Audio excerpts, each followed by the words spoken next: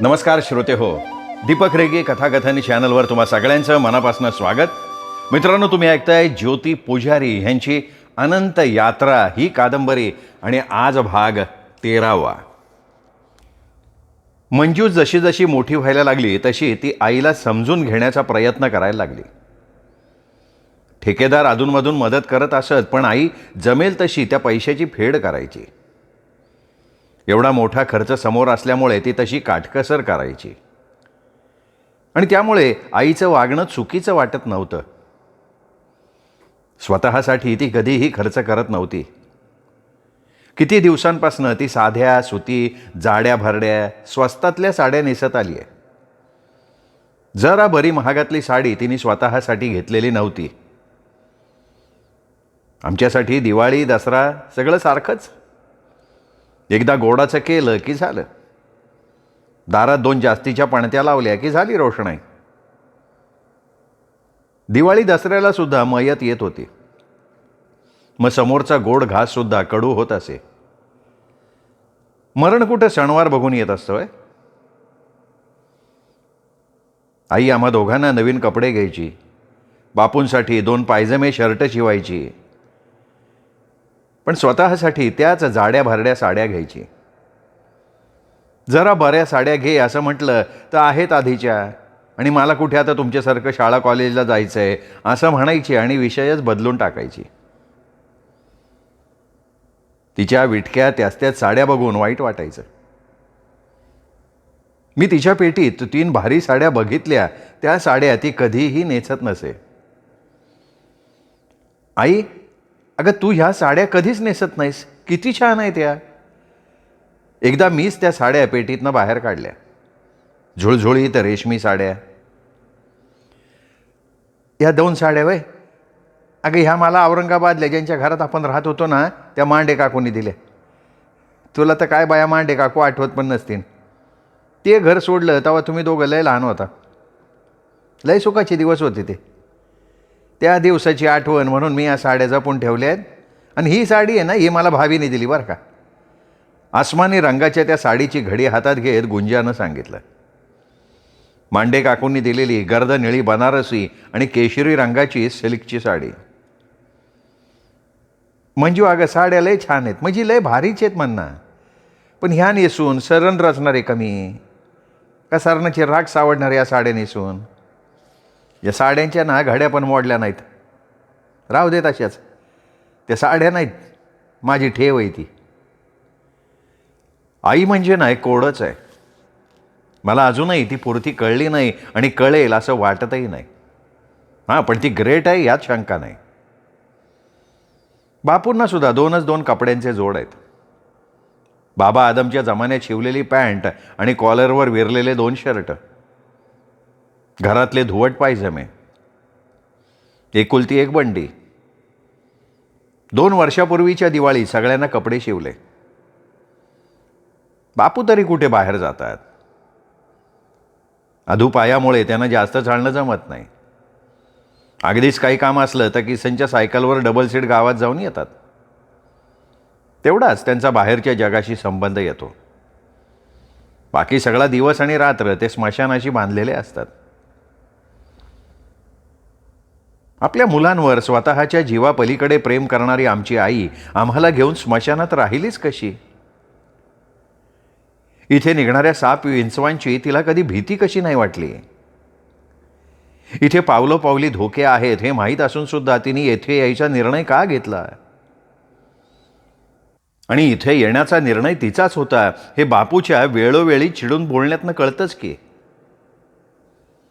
मुलांना भूताखेताची बाधा होईल हा विचार तिच्या मनात आलाच नसेल का.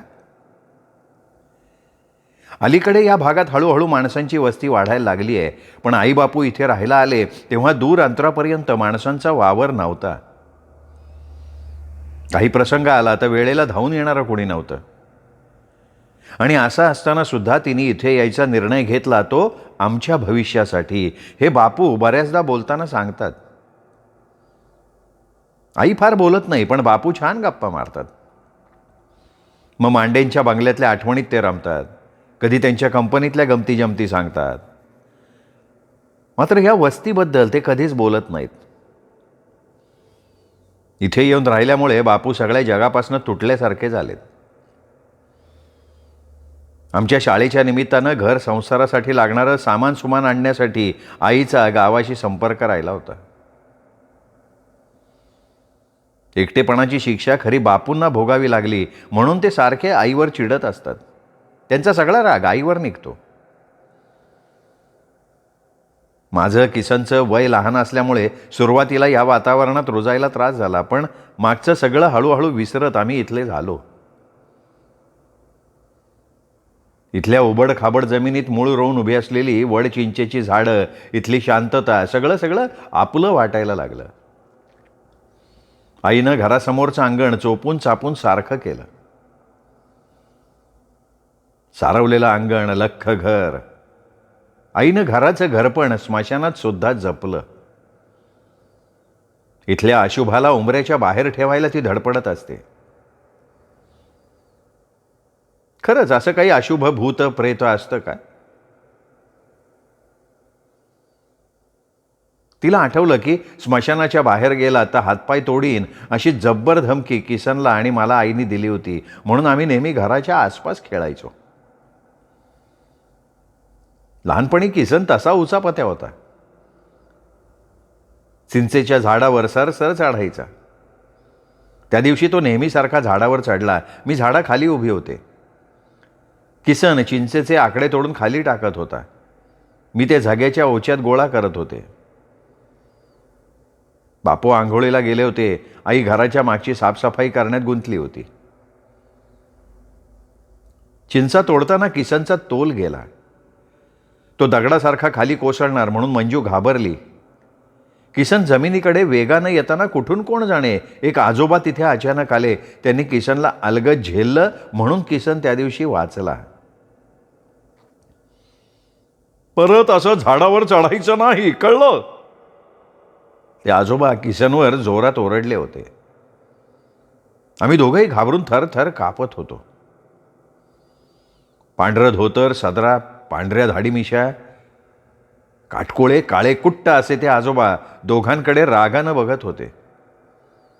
ते अचानक आले तसे अचानक जादू झाल्यासारखे गायब सुद्धा झाले. तेव्हा किसन 7वीत होता आणि मी 8वीत. किसनने घरात गेल्या गेल्या आईला सगळं सांगितलं. आईने त्या झाडाखाली जाऊन हात जोडले होते आणि म्हणाली की तुमच्या असण्याचा दाखला तुम्ही पुन्हा एकदा दाखवला, तुमची छत्रछाया पोरांवर अशीच राहू द्या. त्यांच्या असण्याचा दाखला पुन्हा दिला याचा अर्थ त्याचं अस्तित्व आईला त्याआधी सुद्धा जाणवलं असणार, पण तिने ते कधी कोणाला सांगितलं नव्हतं. तो म्हातारा म्हणजे नक्कीच एखादा प्रेतात्मा असणार. जवळ माणसांची वस्ती नसताना तो अचानक भुईतून वर आल्यासारखा असा समोर आलाच कसा? भूत या शब्दानं मंजू दचकली. ही सरणावर जळणारी प्रेत काही काळापूर्वी चालती बोलती माणसं होती. त्यांच्या इच्छा वासनांसकट आपलं बरं वाईट आयुष्य जगत होती. मेल्यानंतर त्यांच्या वासना सरणाच्या आगीत जळून जात असतील का? कायचा विचार करून राहिली का? आईच्या अचानक आलेल्या प्रश्नानं ती दचकली. ते आपल्या विचारात आजूबाजूचं सगळं जग विसरूनच गेली होती. हे बघ, तू बोलव तुझ्या मित्रमैत्रिणींना आपल्या घरी. त्यावेळी मयत येईनच असं नाही, आणि आली तर बघील की मी. अगं मागचं दार लावलं ना का समोरच्या खोलीत बसलेल्यांना काही दिसत नाही माहिती की आपल्याला. आणि मयत आली ना तर तुझे बापू बघतील. गुंजानं तिच्या पाठीवर हात ठेवत सांगितलं. आई, ते झालं ग, पण धडाडून पेटलेल्या सरणाचा जाळ कसा लपवायचा? धुराचं, प्रेताच्या जळणाऱ्या मांसाच्या वासाचं काय करणार? त्या मैतीबरोबर येणारे सुतकी चेहरे, त्यांचा आक्रोश, हे तर कुठे दडवता येणार नाही ना. आपल्या माणसाच्या मरणाच्या दुःखात बुडालेल्यांच्या समोर आपण पार्टी करायची, आनंद मानायचा. आई, अगं सरणावर प्रेत जळत असताना जेवणाचा, खाण्यापिण्याचा आनंद लुटणं मला तरी शक्य नाही. जाऊ दे ना आई, तू नको एवढा विचार करूस. अगं पोरीचा हिरमोड होतो म्हणून आईला वाईट वाटलं, पण तिचंही म्हणणं चुकीचं नव्हतं. मंजू जळणाऱ्या सरणाकडे बघत उभी राहिलेली होती. पांढऱ्या कपड्यात लपेटलेले 2 मुडदे तिन्ही सांजेला स्मशानात आणले गेले. 40च्या जवळचा तो आणि त्याची 35च्या वयाची बायको. दोघंही स्कूटरनं जात असताना भरधाव ट्रक खाली येऊन पार चिरडली गेली. अपघाताची केस म्हणजे पोलीस केस, पोस्टमार्टेम सगळं आलंच. आधीच लखतरं झालेल्या देहांची अजून चिरफाड करण्यात आली. त्यांच्या देहाची गाठोडी स्मशानात आणली गेली. तेव्हा गुंजा तुळशीजवळ दिवा लावत होती. तिने तुळशीला हात जोडले, मनात तिची प्रार्थना केली. मैताची रजिस्टरमध्ये नोंद करताना त्याचं वय, नाव, गाव, मरणाचं कारण कळालं. चेहऱ्यासकट दोन्ही देह कपड्यात लपेटलेले होते. रजिस्टर तिने आत नेऊन ठेवलं. आई, मी करतो बाकीचं. किसन तिच्या पुढ्यात येऊन उभा राहिला. हे बघ, तुझी इथं गरज नाही.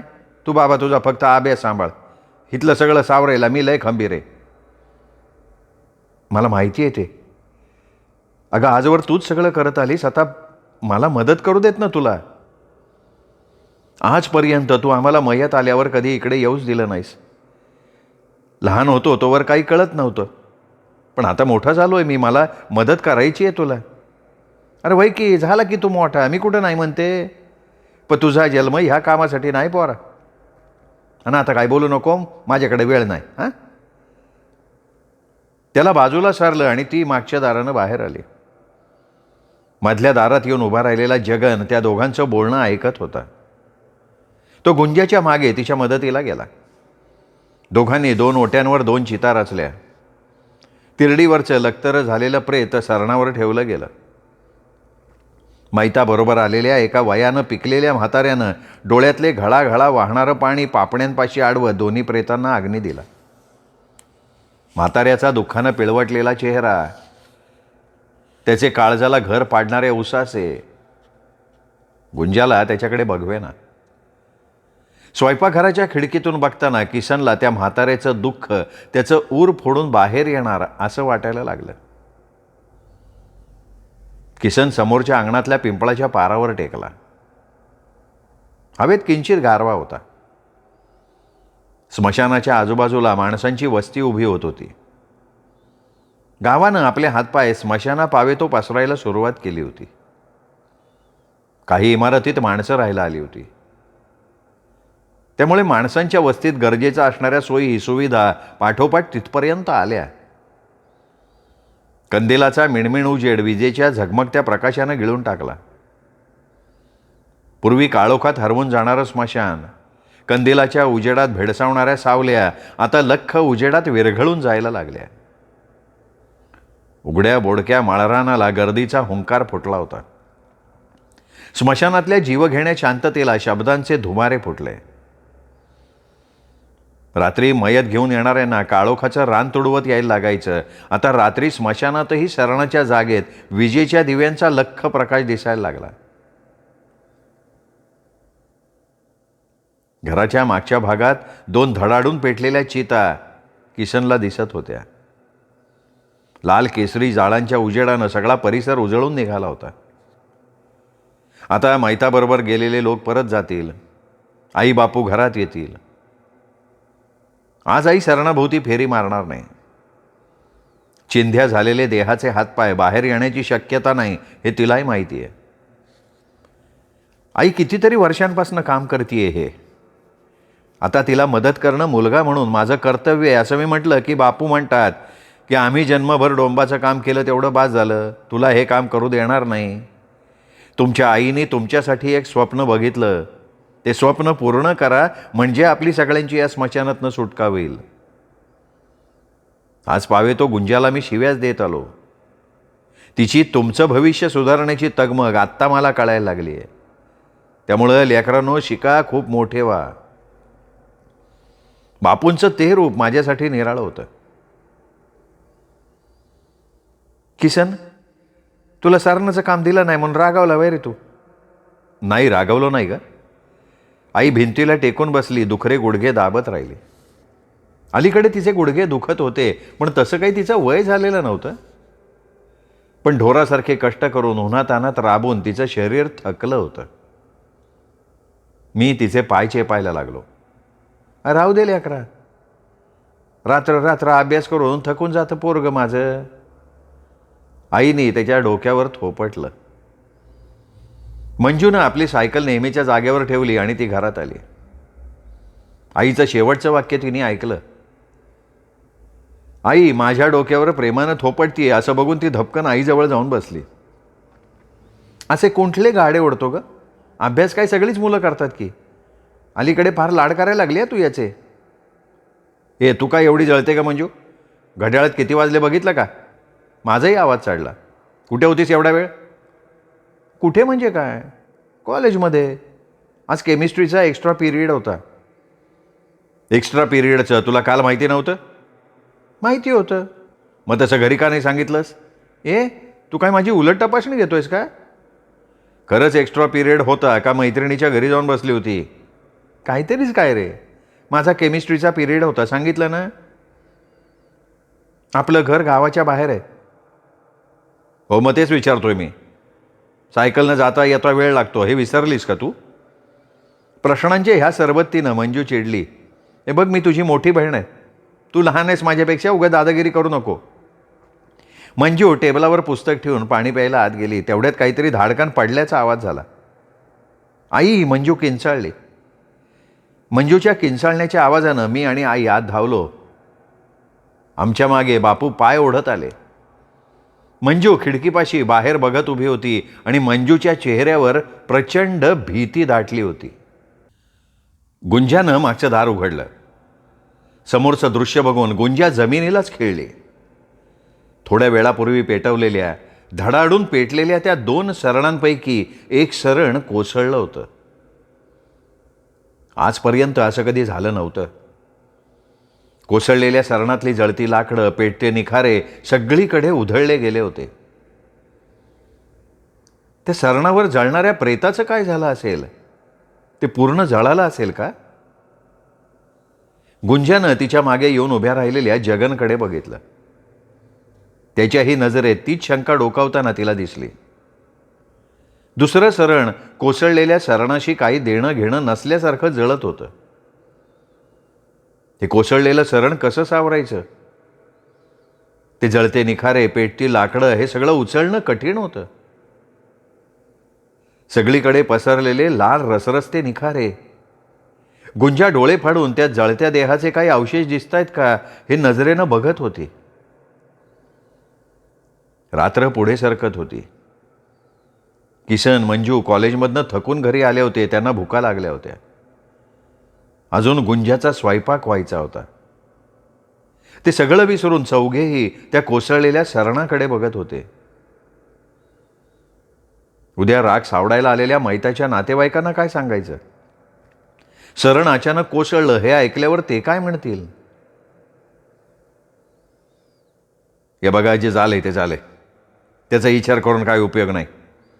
गुंजा, चल जेवणाची सोय बघ, सगळ्याला भुका लागल्यात. जगन म्हणाला. पण आजपर्यंत असं कधी झालंच नाही ना. अगं होतं कधी कधी. पण उद्या ते लोक राग सावडायला येतील, त्यांना हे सगळं सांगायला लागणार ना. मग सांगायचं की, त्याच्यात आपला काय दोष आहे? गुंजा अस्वस्थ मनानं स्वयंपाकाला लागली. सगळ्यांची जेवणं झाली. कसं झालं काय कळत नाही, नाही का? रात्री जगनशी बोलताना ती बोलून गेली. बऱ्याच गोष्टी अशा असतात का ज्याची आपण कल्पनाच केलेली नसती आणि त्या गोष्टी अचानक आपल्या समोर येऊन उभ्या राहतात आणि कर्मभोग म्हणून त्यांचा सामना आपल्याला करावाच लागतोय. आपण इतकी वर्ष सरण रचायचं काम करते, असं विपरीत कधी घडलंच नाही ना. आज कसं सरण बघा की पत्त्याच्या बंगल्यासारखं कोसळलं. आता हे जळतं सरण परत कसं रचायचं? आणि ते सरण बाईचं होतं का बाप्याचं, देव जाणे. दारात उभं राहिलं तर डाव्या हाताचं सरण कोसळलं. उजव्या हाताच्या सरणावर बाप्याचं मड होतं का बाईचं, तिचा गोंधळ उडालेला होता. दोघांच्याही देहाचा चिखल झालेला होता. गुंजिया, तुझं काय डोकं फिरलंय का? बाईचं का माणसाचं मड हे कळत तरी होतं का? सकाळी बघू काय करायचं ते, आता झोप. आपण सरण असं धडाधडा पडणं चांगलं नाही हो. हे तू सांगून राहिली का? मग मसनात राहणं कुठलं चांगलं असतं का? रात्रंदिवस मडं जाळणं चांगलं असतं का? मरणानंतरचे सगळे विधी बघत सरणावर प्रेत जळत असताना आपण खातो पितो झोपतो, मग आपल्या जगण्यात काय शुभ आहे सांग की? मरणाच्या साथीने तर जगतोय आपण. हे अभद्र नाहीये, हे वाईट नाहीये. आणि मी असं म्हटलं तर एक वेळ ठीक आहे ना, पण तू तू ह्या सगळ्याच्या पलीकडे पोचली जाऊन. जगन इथे आल्यापासून एवढ्या वर्षात आज पहिल्यांदा मनापासून बोलला. तिची समजूत काढण्यासाठी का होईना पण खरं ते बोलून गेला. गुंजानं पोरांकडे बघितलं. पोरं गाढ झोपली होती. ती हळूच जगनच्या कुशीत शिरली. जगननं कितीही सांगितलं तरी तिच्या डोळ्यांपुढनं ते कोसळलेलं सरण हालत नव्हतं. मरणाचं वय झालेलं नव्हतं दोघांचं. ट्रकच्या रूपानं त्यांचा काळ आला आणि भरल्या संसारातनं त्यांना ओढून घेऊन गेला. त्यांच्या वासना मागे राहिल्या असतील तर, त्या कोसळलेल्या सरणातल्या देहाचं दहनही पूर्ण झालेलं नसेल तर, इथे आल्या आल्या त्यांनी त्यांच्या असण्याची जाणीव करून दिली होती, पण त्यानंतर तिला, जगनला किंवा मुलांना कधी भूत पिशाच्य दिसलं नव्हतं. एकदा त्यांनी झाडावरनं पडणाऱ्या किसनला वाचवलं होतं ते तिला आठवलं. माणूस मेला की त्याचं भूत होतं आणि ते माणसाला छळतं असं म्हणतात. इथे भूत असल्याचा निर्वाळा मिळाला असला तरी त्यांनी कधी त्रास दिलेला नव्हता. आता कोसळलेल्या सरणावरच्या मड्याला मुक्ती मिळेल का? गुंजाला झोप येईना. ती उठून स्वयंपाकघरात आली. स्वयंपाकघराच्या खिडकीपाशी उभी राहिली. सरणाच्या विखुरलेल्या निखाऱ्यावर राख जमली होती. मैतीबरोबर आलेल्या त्या म्हाताऱ्याचे, 10-12 वर्षांच्या पोराचे घाबरलेले, रडून आदमुसे झालेले चेहरे तिला आठवले. ती दोघं जुळी भावंड वाटत होती. ती मैताची मुलं असणार तिने अंदाज केला. आणि त्या तिघांचेही चेहरे तिच्या डोळ्यांसमोर आले. सरणाची इकडे तिकडे विखुरलेली लाकडं निखारे बघून कुजबूज सुरू झाली. सरणाची लाकडं निखारे पसरलेले दिसले आणि त्यांना काहीतरी संशय आला. बरोबर आणलेल्या 2 पोत्यात ते राख भरायला लागले. जगन त्यांच्या मदतीला पुढे आला. त्यांची आपसात कुजबूज सुरू झाली. शेवटी त्यातल्या त्या म्हाताऱ्या आजोबांनी स्पष्ट विचारलं, चौकीदार, ही अर्धवट जळालेली लाकडं अशी पसरली कशी? ते कालच्याला सरण कोसळलं. जगननं खरं ते सांगून टाकलं. सरण कोसळलं? कसं शक्य आहे? मग याचा अर्थ तुम्ही सरण बरोबर रचलेलं नव्हतं. घोळक्यातला एक जण तावातावानं वाद घालायला लागला. मग जगनचाही आवाज चढला. मोठ्यानं बोलण्याचा आवाज ऐकून गुंजा घरातनं बाहेर आली. या बाईने सरण रचलं. बाईच्या जातीला कुठे अशी कामं जमतात का? माणसांची कामं माणसानं करावी. ही माणसं बेवडा मारून घरात बसतात. हे ऐकलं आणि गुंजाचं डोकंच सरकलं. कोणाला बेवडा म्हणताय रे? मागापासून ऐकून राहिले. माणूस ऐकून घेतं तर जास्त लंबे चालून राहिले तुम्ही. आज 20 साल झाले मी आमासनं सरण रचायचं काम करते. आज पावे तो असं कधी झालेलं नाही. गुंजाचा आवाज चढलाच एकदम. मग आत्ताच कसं झालं हे? तो माणूस बाह्या सरसावून जगनच्या अंगावरच आला. अरे सुरेश, जाऊ दे, वाद नको घालू उगाच. मी उगाच वाद घालतोय? अरे काय आहे, वेळ काय, प्रसंग काय आहे ते सांगतायत ना दोघं. आपोआप पडलं. अशा गोष्टी कोण कशाला मुद्दाम करेल रे? त्यांच्यापैकी कोणीतरी त्या सुरेश नावाच्या भडकूला मागे ओढलं. हे बघा, माझ्या कामात खोट राहिली असन, पण त्यासाठी माझ्या नवऱ्याला बेवडा मानायचं कारण नाही. साधं बिडी काढायचं येसल नाही त्या माणसाला. ते पायानं आदू येत म्हणून हे काम मी करते.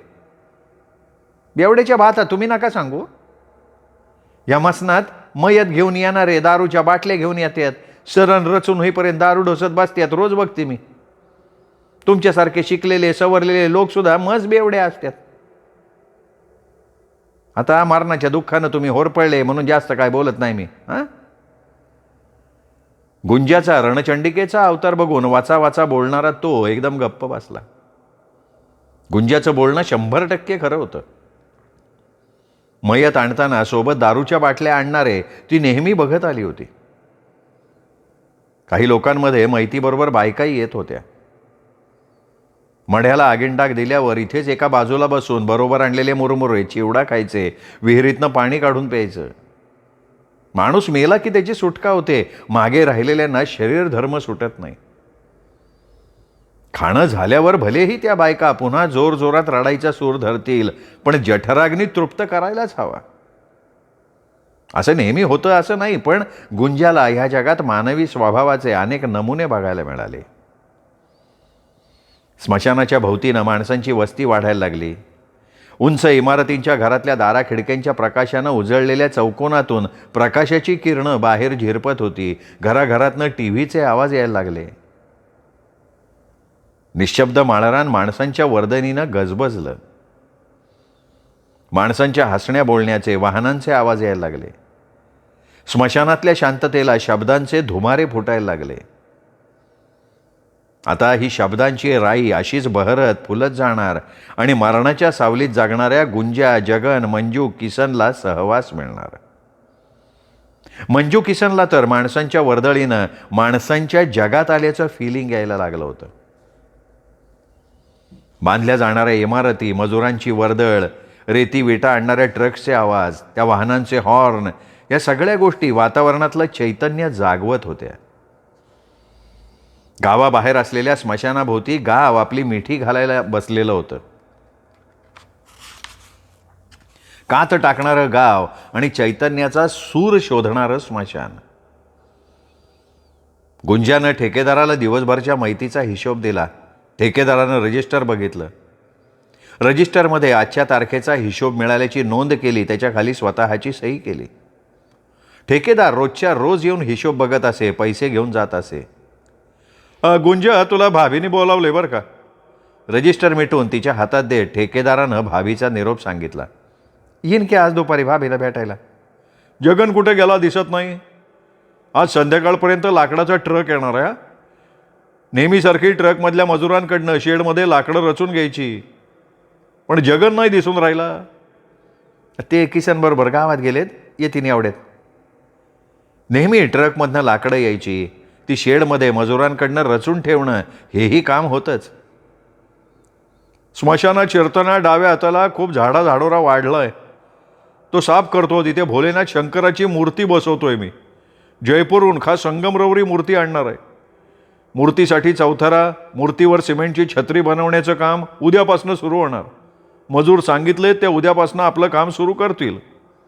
गुंजा लक्ष देऊन ऐकत होती. तेवढे जगन आणि किसन आले. ठेकेदारानं मूर्तीबद्दल त्यालाही सांगितलं. दुसऱ्या दिवशी 5-6 मजूर टिका, फावड, घमिले, कुऱ्हाडी घेऊन कामावर हजर झाले. स्मशानात त्यांच्या बोलण्याचे आवाज घुमायला लागले. स्मशानात शिरतानाच्या वाटेवरचं गवत त्यांनी तासाभरात साफ करून टाकलं. झाड झाडोऱ्याच्या गचपणात ते कुऱ्हाडी घेऊन चिरले.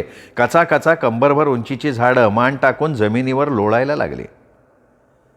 झाडोऱ्यात असलेल्या मुंग्याच्या वारुळावर मजुरांचे पाय पडले. मुंग्या सैरभैर होऊन धावत सुटल्या. समोर आडवं पसरलेलं रानवेलींचं जाळं छाटलं की बराच भाग मोकळा होणार होता. कुऱ्हाडी सपासपा चालत होत्या. अचानक आडव्या पसरलेल्या वेलींच्या गचपणातनं सरसरत एक साप बाहेर आला. मेलो रे बाप्पा असं ओरडत मजूर तिथनं पळायला लागले. 5 फुटाच्या वर लांबच लांब करड्या रंगाच्या त्या सापावर नजर ठरत नव्हती. उन्हात त्याच्या अंगावरचे खवले चमकत होते. धीर करून एकानं हातातल्या कुऱ्हाडीचा घाव सापाच्या मानेवर घातला. तो नेमका त्याच्या वर्मी बसला. मेलेल्या सापाचं धूळ त्यांनी जाळून टाकलं. साफ करण्याचं काम सुरू असताना 6 लहान मोठे साप निघाले, पण ते बघताना जगन भयानक अस्वस्थ झाला. मजुरांनी दोरासारखे लोंबकळणारे साप जाळून टाकले.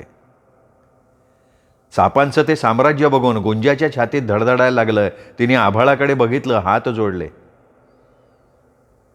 माय बापा, तुझं रक्षण होतं म्हणून जगलो, नाही तर कवाच रामनाम सत्य झालं असतं. केवढे मोठे साप, 1 नाही 2 नाही 6 साप. कोणाच्या जीवाला धोका झाला नाही, ही देवाची कृपा आहे. अंगणात सापाची पिलावळ फिरायची, अधूनमधून ते दिसायचे, पण हे असे दोरीसारखे साप. तो लाकडाच्या ढिगात लपून बसलेला भला जात नाग. त्या दिवशी तो ढासला असता मला तर त्याने पाणी मागू दिलं नसतं. येळ बरी होती म्हणून निभावलं. ते साप बघताना तिला त्या दिवशीचा तो साप आठवला. देवानंच राखण केली म्हणून मरणाच्या सावलीतही जगलो आपण. 8 दिवसात सिमेंटचा चौथरा, छत्री तयार झाली. पुढच्या 2 दिवसात त्या चौथऱ्यावर भोलेनाथ शंकराच्या मूर्तीची स्थापनाही झाली. स्मशानवासी काळभैरवाच्या रूपातल्या त्या मूर्तीमुळे स्मशानात प्रवेश करताना मनाचं मालिन्य नाहीसं होतं असं गुंजाला वाटायचं. माथ्यावर झुळझुळणारी गंगा, गळ्यात नागभूषण, शांत मुद्रा, वत्सल दृष्टी, मूर्तीकडे बघताना कसं प्रसन्न वाटायचं. मयत घेऊन येणारे मूर्तीच्या चौथऱ्यावर जरा वेळ विसावा घ्यायचे. स्मशानाच्या बाहेरच्या भिंतींना जोडून स्मशानात प्रवेश करण्याच्या वाटेवर लोखंडाचं गेटसुद्धा ठेकेदारानं बसवून घेतलं. स्मशानाचं बाह्यरूप एकदम बदलल्यासारखं झालं, पण स्मशानाचं अंतरंग थोडंच बदलणार होतं. मृत्यू आहे तोपर्यंत स्मशानाला मरण नाही. प्रेत येणार, चिता रचल्या जाणार, मंत्रोच्चाराच्या गजरात अग्नी दिला जाणार, राग सावडायला नातेवाईक येणार, पिंडदान करणार, यात खंड पडणार नाही. काल किसनचा मित्र प्रकाश संध्याकाळी बराच वेळ बसला होता. किसनला फार मित्र नव्हते. प्रकाश हाच त्याचा खरा मित्र. तो यायचा अधूनमधून किसनच्या घरी. अंगणात खाटलं टाकून दोघं बोलत बसायचे. किसनला कुठल्याही मित्राला घरी आणायला आवडत नव्हतं. तो घराचा पत्ताही कुठल्या मित्राला देत नव्हता आणि कोणी तो विचारू नये म्हणून तो कोणाशी मैत्रीच करत नव्हता. शाळेत त्याला सगळे भूत म्हणून चिडवायचे. आईला सांगितलं तर आई त्यालाच समजवून सांगायची.